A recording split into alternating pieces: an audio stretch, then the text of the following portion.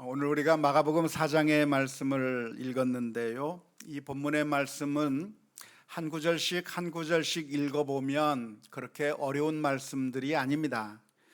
분명히 그 뜻을 알 수 있는 말씀들인데, 그런데 이 말씀들이 하나로 뭉쳐져 있어서, 모아져 있어서 오히려 이해하기가 어려운 것 같습니다.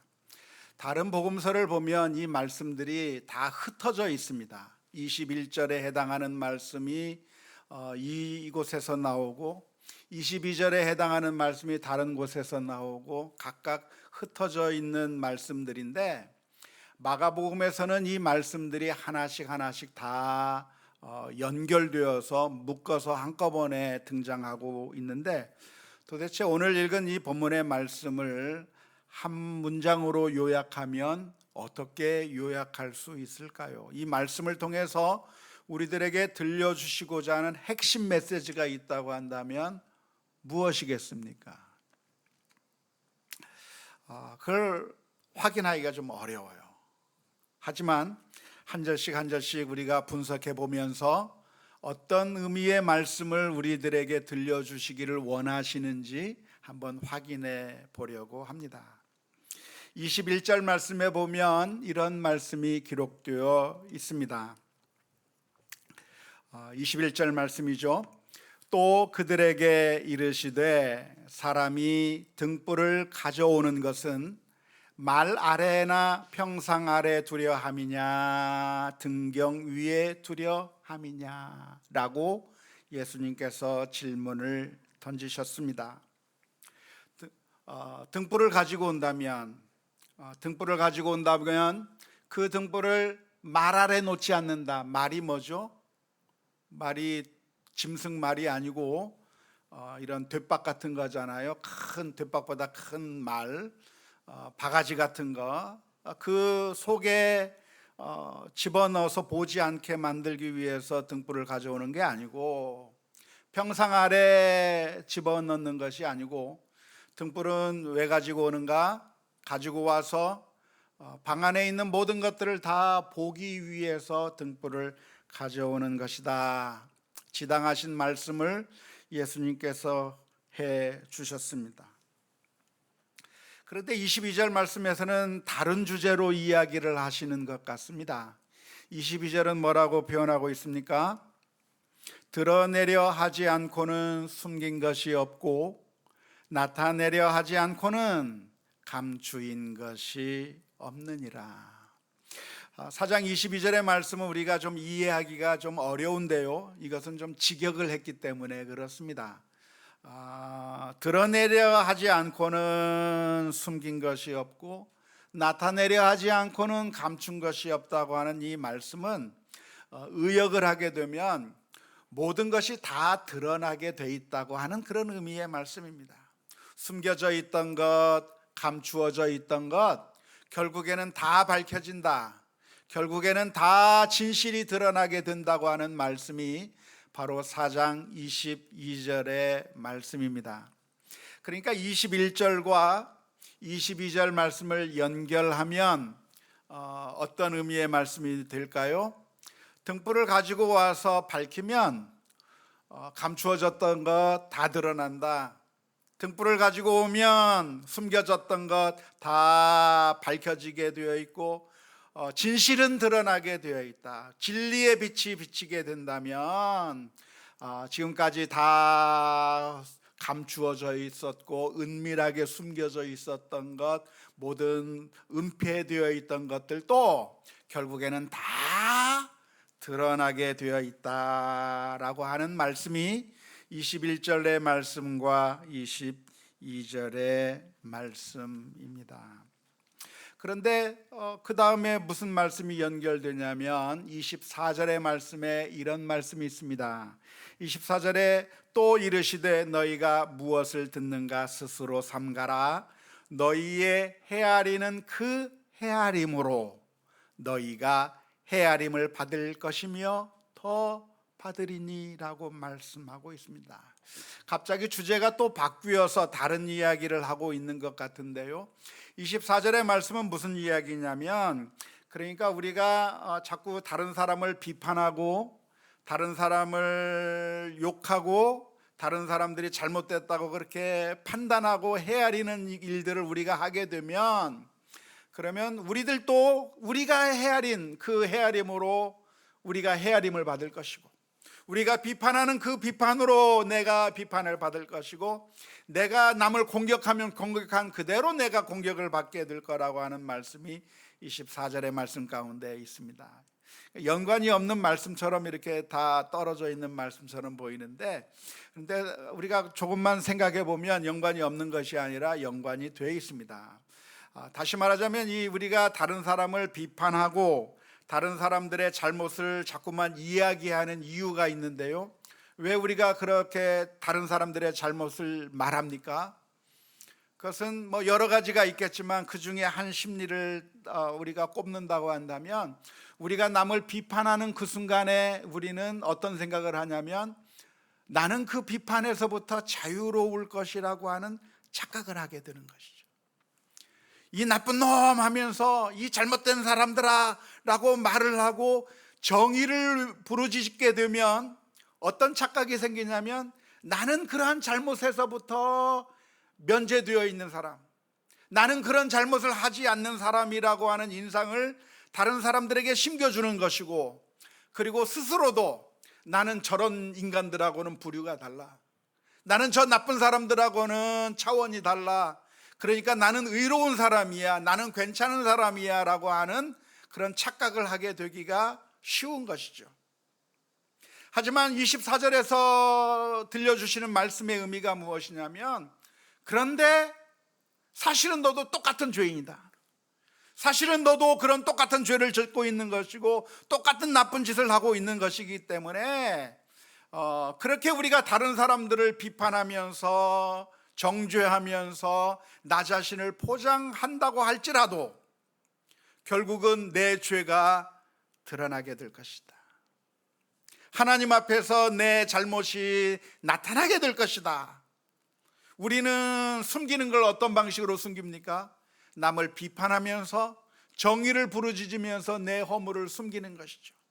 하지만 내가 그렇게 숨긴다고 해서 숨겨지는 것이 아니라 결국은 하나님께서 나의 더러운 모습들을 보시고 심판하실 것이다. 그러니까 결국은 다 이 말씀들이 다 똑같은 하나의 주제로 연결되어 있는 말씀인 것이죠. 우리가 우리의 죄악을 숨기기도 하고 감추기도 하는데, 그렇게 숨기고 감추는 방법으로서 가장 우리가 흔히 사용하는 방법이 무엇이냐면, 다른 사람들을 비판하고 정죄하고 다른 사람들을 판단하면서 우리 자신의 허물들을 자꾸 숨기고 있는데, 사실은 그렇게 숨긴다고 하더라도 하나님 앞에서 다 드러나게 될 것이다. 우리가 아무리 숨겨도 다 드러나게 될 것이다. 깜깜한 방에 무엇인가 숨겨져 있으면 찾기가 어렵지만, 그러나 등불을 비치게 되면, 빛이 그 안에 들어오게 되면 그동안 보이지 않았던 것들이 다 그 등불 아래 보이게 되는 것처럼, 결국 하나님의 빛이 우리들에게 비치게 된다면 결국 우리들에게 있었던 모든 허물들, 내 안에 있던 모든 잘못들도 하나님 앞에 다 드러나게 될 것이고, 결국은 그 하나님 앞에 우리가 심판을 받을 수밖에 없다. 내가 아무리 다른 사람들을 공격하면서 정의를 부르짖고 죄악을 지적하면서 그래서 나 자신을 포장한다고 하더라도 불꽃 같은 눈으로 바라보시는 그 하나님 앞에서 우리의 죄악과 잘못들이 다 드러나게 되고, 우리가 헤아린 그 헤아림으로 우리가 헤아림을 받을 수밖에 없는 것이라고 하는 게 오늘 본문의 말씀입니다. 그래서 23절 말씀에 우리를 향해서 경고하시는 것이죠. 23절에 뭐라고 이야기합니까? 들을 귀 있는 자는 들으라.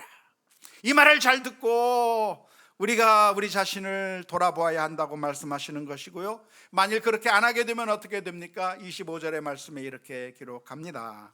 있는 자는 받을 것이요 없는 자는 그 있는 것까지도 빼앗기리라.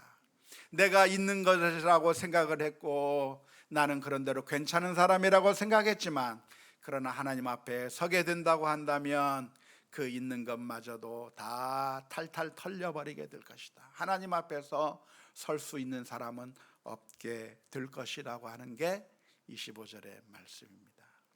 따라서 맨 처음에는 21절부터 25절까지가 전혀 연관성이 없는 말씀들을 하나씩 그냥 아무 의미 없이 묶어놓은 것처럼 보였던 이 말씀들이 쭉 이렇게 연결해 놓고 나니까 전체를 한마디로 요약할 수가 있겠습니다. 어떻게 요약할 수가 있겠습니까?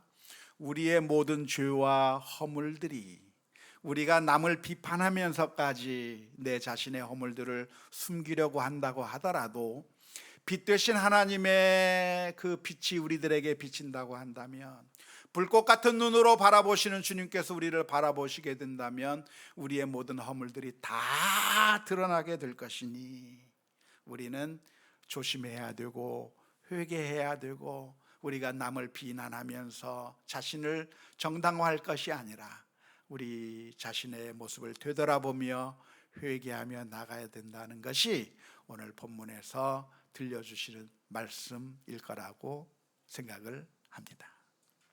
그런 것 같은가요?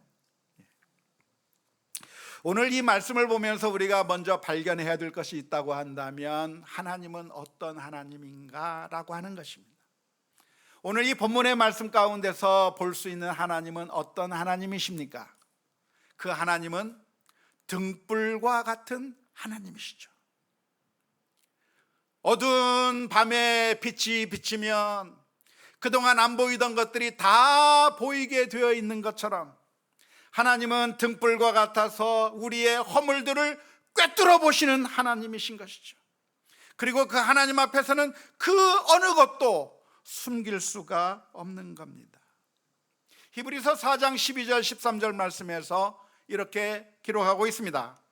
하나님의 말씀은 살아있고 활력이 있어 좌우의 날선 어떤 검보다도 예리하여 혼과 영과 관절과 골수를 찔러 쪼개기까지도 하며 또 마음의 생각과 뜻을 판단하시나니 지으신 것이 하나도 그 앞에 나타나지 않음이 없고 우리의 결산을 받으실 이의 눈앞에 만물이 어떻게? 벌거벗은 것 같이 드러나느니라. 우리가 사람을 만날 때는 옷을 입어요. 그러니까 괜찮아 보여요. 옷을 입으니까 멋있어 보여요. 멋있어 보이지 않습니까? 멋있어 보여요. 하지만 하나님 앞에는 어떻게 서게 될 것인가?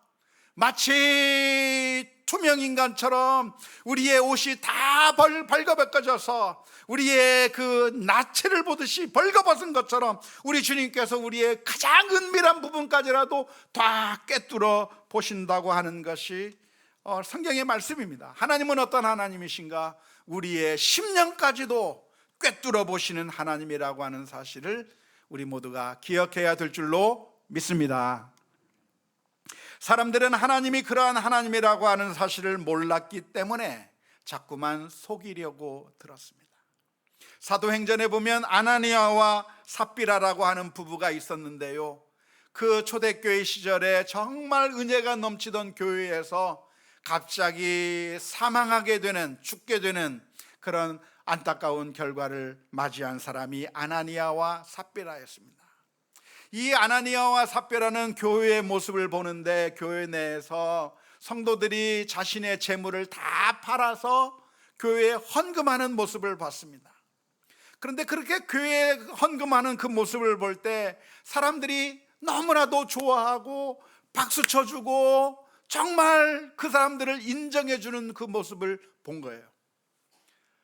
그렇지 않습니까? 자신의 재산을 다 팔아서 그렇게 헌물하는 그 모습을 볼 때, 야, 저 사람은 정말 믿음이 있는 분이구나, 저 사람은 정말 교회를 사랑하는 분이구나, 저분은 정말 주의 일에 헌신적인 분이라고 하는 그런 인정함을 받는 그 모습을 보았을 때에 아나니아와 삽비라라고 하는 부부도 자신들도 그러한 영예를 얻고 싶었어요. 다 바쳐야만 되는 것 아니었습니다. 누구나 다 신앙생활 하기 위해서는 재물을 다 갖다 바쳐야만 되는 것도 아니었습니다. 하지만 이 사람들은 자신의 것들을 다 팔아서 교회에 바친다고 광고했습니다. 다 가지고 왔다고 이야기를 했습니다. 하지만 사람들 몰래 그 재산 가운데 일부를 남겨둔 것이죠. 모를 줄 알았습니다. 아무도 몰랐다고 생각했습니다. 하지만 하나님께서는 그것을 아셨고 그것을 책망하신 것이죠. 구약시대 때 아간이라고 하는 사람은 하나님의 명령을 어겼습니다. 하나님께서 말씀하시기를 여리고성을 점령할 때에 여리고성에서 모든 물건들을 다 태워버리고 하나도 취하지 말라고 말씀하셨습니다. 다 진멸하라고 말씀하셨습니다. 하지만 이 아간이라고 하는 사람은 여리고성을 점령하는 가운데 정말 좋은 물건들을 보고 그것을 훔쳐버렸습니다. 그리고 자기 집 텐트 밑에 숨겨 놓았습니다. 아무도 모르게 단 한 사람도 눈치채지 못하게 훔쳐버렸는데, 그런데 그것을 아무도 보지 못한 것이 아니라 하나님께서는 보셨고 그 일로 하나님께서는 이스라엘을 치셨던 것을 볼 수가 있습니다. 엘리사 선지자의 종은 나아만에게 가서 거짓말을 했습니다. 아주 선한 일을 하는 것처럼, 우리 선지 생도들을 위한 일을 하는 것처럼 근사한 말로 그 나아만 장군을 멋있게 속였고, 그래서 많은 재물들을 취해서 숨겨 놓았습니다. 하지만 그것을 아무도 몰랐던 것이 아니라 하나님께서는 보고 계셨던 것입니다. 하나님은 어떤 하나님이십니까? 꿰뚫어 보시는 하나님, 은밀한 가운데 보시는 하나님, 사람들을 다 속여도 하나님을 속일 수 없다고 하는 이 사실을 오늘 저와 여러분들이 분명하게 기억할 수 있기를 주님의 이름으로 축원합니다. 하나님께서 모든 것을 보신다고 하는 이 사실은 한편으로는 두려운 것이고 한편으로는 위로가 되는 것이죠. 두려운 것은 누구에게 두려움이 됩니까? 죄악을 저지르는 사람에게는 두려움이 되는 것이죠. 은밀한 가운데 죄를 지어도 하나님은 다 꿰뚫어 보시기 때문에 그렇습니다. 하지만 또한 위로가 되기도 합니다. 왜냐하면 사람들이 나를 인정해 주지 않아도, 내가 정말 주를 위해서 헌신해도 다른 사람들을 몰라준다 할지라도 하나님께서는 그것을 알아보시기 때문입니다. 은밀한 중에 보시는 하나님 앞에 오늘 저와 여러분들이 믿음으로 나아가야 할 것이고, 주님께서는 우리가 고통받고 있을 때 사람들은 몰라줘도 주님께서는 아신다고 하는 그 사실을 기억하면서 그 은밀한 가운데 보시는 그 하나님을 바라보며 믿음으로 승리하는 우리 모두가 다 될 수 있기를 주님의 이름으로 축원합니다. 그러니까 오늘 결론은 무엇입니까? 비판하는 것을 중단하고, 남을 욕하고 헤아리는 것을 중단하고, 이제는 우리 자신의 모습을 되돌아보며 겸손하게 서는 우리 모두가 다 되어야 될 줄로 믿습니다. 사람들이 다른 사람들을 비난하는 이유가 있다고 한다면, 비판한다는 이유는 그것은 내가 정의롭게 보일 것이라고 하는 착각 때문입니다. 우리가 무엇인가에 대해서 비판하기 시작하는 그 순간 우리는 그 비판에서부터 면제된다고 하는 그런 착각을 할 때가 있는 것이죠. 그래서 누군가 방구를 뀌면 어떻게 해요? 제일 먼저 누가 꼈어? 라고 외치는 그 순간 나는 그 혐의에서 벗어나게 된다고 착각을 하는 거죠.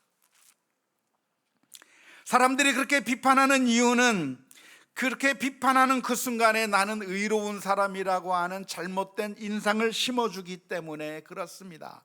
그래서 이 사회에서는 그렇게 비판하는 사람들을 보면 오히려 환호하고 그 사람에 대한 아주 열정적인 추종자들이 생겨나기까지 합니다. 하지만 하나님은 그렇게 해서 속지 않아요. 사람들은 그렇게 내가 비판하고 다른 사람들을 비난하면 그 사람은 정말 정의로운 사람이고 저 사람은 괜찮은 사람이라고 생각하기가 쉽지만, 그러나 하나님은 그렇게 속아 넘어가지 않는 것입니다. 그러면서 우리들에게 하시는 말씀이 무엇이냐면 비판하지 말라. 왜냐하면 우리가 비판하는 그 비판으로 우리가 비판을 받을 것이라고 말씀해 주고 있는 것입니다. 마태복음 7장 1절에서부터 5절까지의 말씀입니다. 비판을 받지 아니하려거든 비판하지 말라. 너희가 비판하는 그 비판으로 너희가 비판을 받을 것이요 너희가 헤아리는 그 헤아림으로 너희가 헤아림을 받을 것이니라. 어찌하여 형제의 눈 속에 있는 티는 보고 내 눈 속에 있는 들보는 깨닫지 못하느냐. 보라, 내 눈 속에 들보가 있는데 어찌하여 형제에게 말하기를 나로 내 눈 속에 있는 티를 빼게 하라 하겠느냐. 의식하는 자여, 먼저 내 눈 속에서 들보를 빼어라. 그 후에야 밝히 보고 형제의 눈 속에서 티를 빼리라. 우리가 비판을 하게 되면 우리 스스로는 생각하기를 나는 그 비판에서부터 자유로울 거라고 생각합니다. 그러면 나는 죄가 없는 것이고 허물이 없는 것이라고 착각을 하지만 성경의 일관적인 가르침이 무엇이냐면 우리가 비판하면 그 비판 그대로 우리가 비판을 받을 것이고, 우리가 남들을 헤아리고 판단하면 우리가 헤아리고 판단했던 그 기준으로 우리가 헤아리고 판단을 받게 될 것이라고 말씀하고 있습니다. 그런데 여기서 비판을 받게 되고 헤아림을 당하게 된다고 하는 것은 누구한테 비판을 받게 된다는 말일까요? 우리는 생각하기를 사람들에게 그런 비판을 받게 된다고 생각을 합니다. 하지만 그런 의미가 아닙니다. 성경에서 나오는 표현 가운데 하나가 어떤 표현이냐면 신적 수동태라고 하는 표현이 있습니다. Divine Passive라고 하는 그런 표현인데요, 이스라엘 사람들은 하나님의 이름을 발설하는 것을 꺼려했기 때문에 말을 할 때마다 하나님의 이름을 생략하는 방식을 자꾸 고안해냈어요.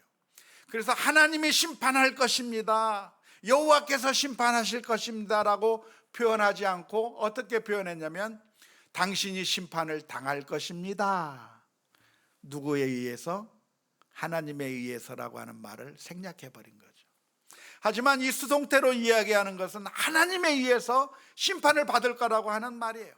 너희가 소금의 맛을 잃게 되면 너희가 밟히게 될 것이다 라고 예수님께서 말씀하셨는데, 그 밟히게 된다고 하는 것은 누구한테 밟히게 된다는 말이에요?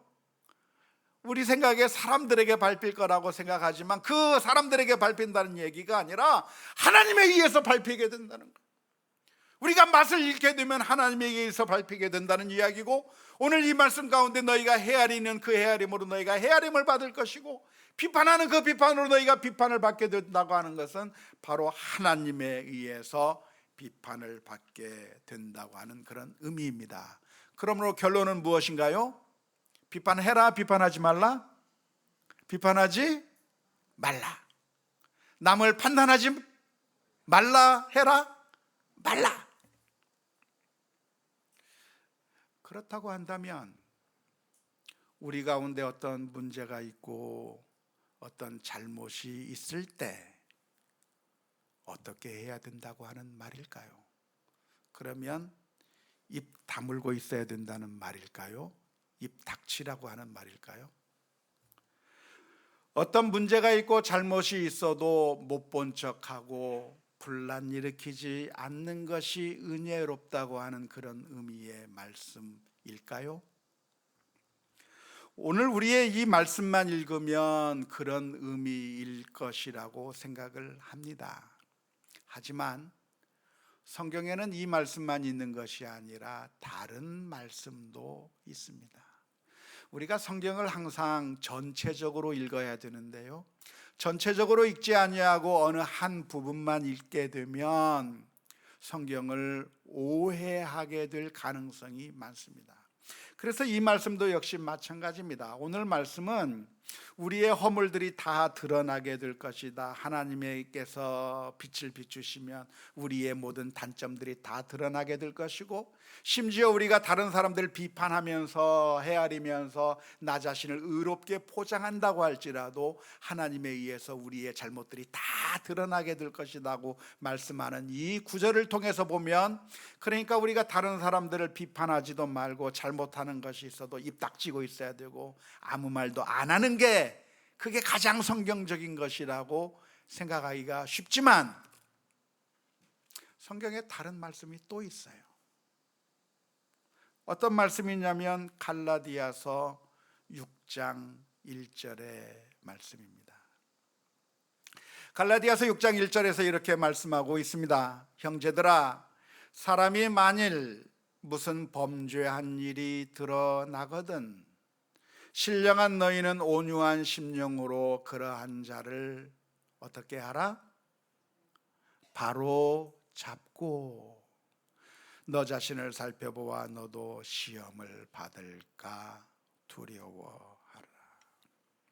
어떤 죄가 있다고 한다면, 어떤 잘못이 우리 가정 가운데, 공동체 가운데 있다고 한다면, 잘못된 일들이 벌어지고 있다고 한다면, 비판하지 말라고 했으니까 아무 말도 하지 않고 입을 다물어야 하는 것이고, 그리고 모른 척하고 분란 일으키지 않는 게 그게 가장 은혜로운 거라고 하는 그런 오해가 우리 교회 가운데 많이 퍼져 있는데요, 사실은 성경에서는 다른 이야기를 또 하고 있는 겁니다. 만일 우리 사회가 잘못된다고 하면, 만일 우리들의 공동체 가운데 문제가 있다고 한다면, 어떤 잘못이, 심각한 잘못이 있다고 한다면, 교회와 가정 가운데 어떤 사람이 잘못을 저지르고 있다고 한다면 그냥 침묵하는 것이 가장 좋은 길이 아니라고 하는 것입니다.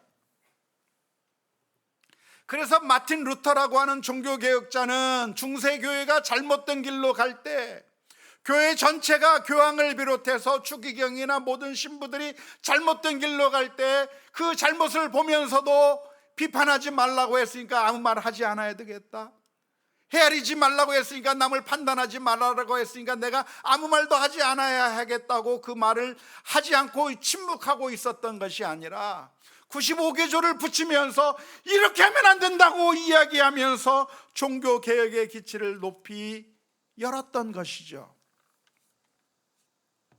자, 여기서 헷갈립니다. 그래서 왜냐하면 성경이 두 가지 다른 이야기를 하고 있기 때문에 헷갈리는 것이죠. 그러면 어느 장단에 춤춰야 됩니까? 비판하지 말고 헤아리지 말라고 했으니까 입을 다물고 있는 게 맞습니까? 바로 잡으라고 했으니까 바로 잡는 게 맞습니까? 어떻게 하는 게 맞습니까? 어느 장단에 춤춰야 맞습니까? 여기서 고민해야 되는 거죠. 하나님의 뜻이 무엇인지에 대해서 고민해야 되는 것이죠. 어떻게 하면 비판하는 게 되고 어떻게 하면 바로잡는 게 되는 것입니까? 무엇은 비판이고 무엇은 바로잡는 것입니까? 과연 어떤 죄의 문제, 악의 문제가 있다고 한다면 그것을 어떻게 우리가 처리하는 것이 가장 성경적인 방법이라고 말할 수 있겠습니까? 여기서 어떻게 하면 비판이 되고 어떻게 하면 바로잡는 것이 되는가, 그 기준을 생각해 보면 저는 사랑하는 마음이 기준이라고 생각을 합니다. 사랑하는 마음이 있느냐 없느냐에 따라서 비판이 될 수도 있고 바로잡는 것이 될 수도 있다고 보는 것이죠. 만일 우리들의 마음 가운데 사랑하는 마음이 없이 상대방이 잘못을 하고 있다는 것에 분노하며 그래서 그 잘못을 비난하고 지적하고 욕하는데 우리의 초점이 맞추어져 있다고 한다면, 그래서 그 사람을 끌어내리고 파괴하는 것이 목적이라고 한다면 그것은 성경에서 금하신 비판하지 말라고 하는 것을 위반하는 일이 될 것입니다.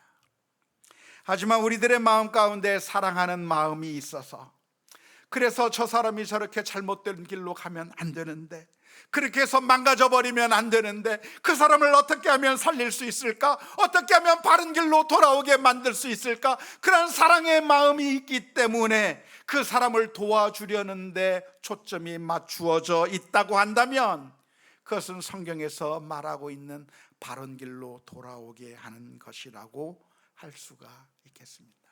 따라서 가장 큰 기준이 있다고 한다면 나에게 사랑하는 마음이 있는가 없는가가 가장 큰 기준이 될 거라고 생각을 하는 것이고요, 더 나아가서 사랑하는 마음만 있어도 되는 것이 아니라 그 사랑하는 마음을 어떻게 지혜롭게 표현하는가에 달려 있습니다. 안타까운 것은 수많은 사람들이 사랑하는 마음이 없는 게 아니에요. 있어요. 우리 자녀들을 볼 때 우리 교회에서 또 여러 상황 가운데서 정말 잘못된 그 문제를 가지고 사랑하는 마음으로 고쳐주고 싶은 마음이 있는데, 그런데 그것을 표현할 때 지혜롭지 못하게 표현해서 우리가 원하는 결과가 나오는 것이 아니라 오히려 망가뜨리는 결과가 나오는 경우가 너무나도 많이 있는 것이죠. 우리 자녀들을 보면서 우리 자녀들이 잘못된 길로 가면 안 되겠다고 하는 그런 사랑하는 마음이 우리들에게 있어요. 그런데 그 사랑하는 마음을 표현할 때 잘못된 방식으로 표현하고, 그리고 분노하는 방식으로 표현을 해서, 그래서 그 아이들을 제대로 된 길로 돌아오게 만드는 것이 아니라 오히려 반발하고 오히려 더 잘못된 길로 더 가게 만들어버리는 역효과를 가져오게 되는 경우가 훨씬 더 많다고 하는 것이죠. 우리 아이들을 누가 망칩니까? 사랑이 많은 우리 부모들이 망치는 경우가 너무나도 많이 있는 것이죠. 따라서 우리들은 어떤 마음을 가져야 되는가? 사랑하는 마음이 있어야 하는 것이고, 더 나아가 그 사랑의 마음을 지혜롭게 표현하는 그런 지혜가 있어야 되는 것이죠. 구약의 선지자들은 이스라엘 민족을 너무나도 사랑했습니다. 이스라엘 민족이 망하면 안 된다고 하는 것, 그리고 죄악 가운데 쓰러지면 안 된다고 하는 것 때문에 애통하는 마음으로 울부짖었던 것이죠. 따라서 예레미야 선지자는 눈물의 선지자라고 그랬어요. 하나님의 말씀을 이스라엘 민족에게 전해야 되는데 그 마음이 너무나도 애통한 한 마음 가운데 울부짖으면서 그 하나님의 말씀을 전했던 것이죠. 왜? 사랑하는 마음이 너무나도 컸기 때문에 그래요. 사무엘 선지자는 사울왕을 보면서 사울왕이 잘못된 길로 갈 때 그 사울왕을 책망하기도 했는데, 그 사무엘의 마음은 어떤 마음이었습니까? 이 사울왕이 잘못되어 가고 있는 그것이 너무나도 슬퍼서 밤새도록 울부짖으며 밤새도록 하나님 앞에 메어 달리는 가운데 그렇게 하나님의 말씀을 전했던 것이죠. 나단 선지자도 역시 다윗 왕의 잘못을 이야기할 때 그 마음 가운데 그 다윗을 사랑하는 마음으로 어떻게 하면 바로 돌아오게 만들까를 하는 그런 마음으로 그렇게 말씀을 전했던 것이죠. 하지만 바리새인들의 경우는 달랐습니다. 세리와 죄인들을 보면서 바리새인들은 경멸하기 시작한 것이죠. 교만한 태도로 무시하기 시작한 겁니다. 그들의 마음 가운데는 사랑하려고 하는 마음은 전혀 없었을 뿐만 아니라 저런 더러운 인간들하고는 같이 상종할 수 없다고 하는 그런 교만한 마음 가운데 비난하는 것이었던 것이죠. 더 나아가서 우리가 직접 이야기하지 않는다고 할지라도 뒤에서 수근수근 거린다고 한다면 큰 죄라고 할 수가 있겠는데요, 성경은 뒤에서 수근수근 거리는 것도 죄라고 규정하고 있습니다. 어떻게 하면 우리는 바리새인의 길이 아닌 정말 선지자의 길을 갈 수가 있을까요? 첫째는 사랑의 마음이고, 둘째는 지혜로운 표현이라고 이야기했는데, 우리가 하나 더 생각해 본다고 한다면 겸손한 마음일 것입니다.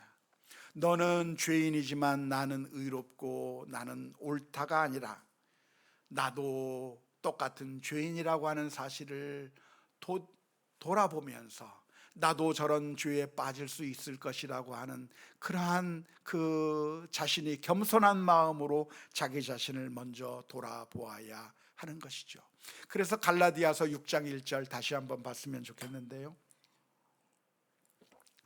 형제들아, 사람이 만일 무슨 범죄한 일이 드러나거든 신령한 너희는 온유한 심령으로 그러한 자를 내버려 두라가 아니고 바로 잡고, 더 나아가서 어떻게 하라고요?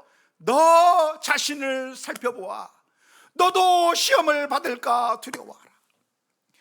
내가 바리새인처럼 의로운 자라고 하는 그런 교만한 마음으로 경멸하고 무시하는 것이 아니라 나도 똑같이 넘어질 수가 있겠구나, 나도 똑같이 망가질 수가 있겠구나, 나도 이런 똑같은 죄에 빠질 수 있겠다고 하는 그런 겸손한 마음으로 자기 자신을 돌아보면서 그 안타까운 심령을 가지고 바로 잠들려고 하는 그런 마음을 가져야 하는 것이죠. 오늘 우리가 부모들이 자녀의 신앙교육에 있어서 실패하는 이유가 무엇입니까? 그것은 바로 바리새인들처럼 접근했기 때문이고, 그리고 우리가 지혜롭지 못했고 교만했기 때문인데요, 나도 똑같이 죄를 지을 수 있는 그런 연약한 존재라고 하는 사실을 인정하고 겸손하게 다가가야 할 것입니다. 그런데 바로 우리를 향해서 사랑을 베풀어 주신 예수님의 모습이 바로 그런 모습이었습니다. 우리 주님께서 우리가 죄로 인해서 망가지게 되었을 때 저 더러운 놈, 저 악한 사람 하면서 심판해버리고 끝내신 것이 아니라 우리 주님께서는 친히 이 세상에 오셔서 우리들의 죄를 해결하기 위해서 그 죄를 감싸 주셨어요. 허물로 망가진 우리들을 안으셔서 그 모든 죄를 주님께서 뒤집어 쓰시고 십자가에 못 박혀 죽으신 것이죠. 우리를 비난해버리고 끝내신 것이 아니라 우리를 바로잡기 위하여 사랑의 피를 흘려주신 예수 그리스도의 놀라운 사랑을 저와 여러분들이 받은 줄로 믿습니다. 그 사랑을 우리가 받았다고 한다면 오늘 또 우리가 겸손하게 주님의 길을 걸어갈 수 있도록 기도하며 나아가는 우리 모두가 다 될 수 있기를 주님의 이름으로 축원합니다. 내 자신의 더러운 모습도 아무리 꽁꽁 감추어도 주님 앞에 드러날 수밖에 없다고 하는 사실을 기억하면서 겸손하게 믿음의 길을 걸어가는 가운데 주께서 주시는 은혜 누릴 수 있기를 주님의 이름으로 축원합니다. 우리 함께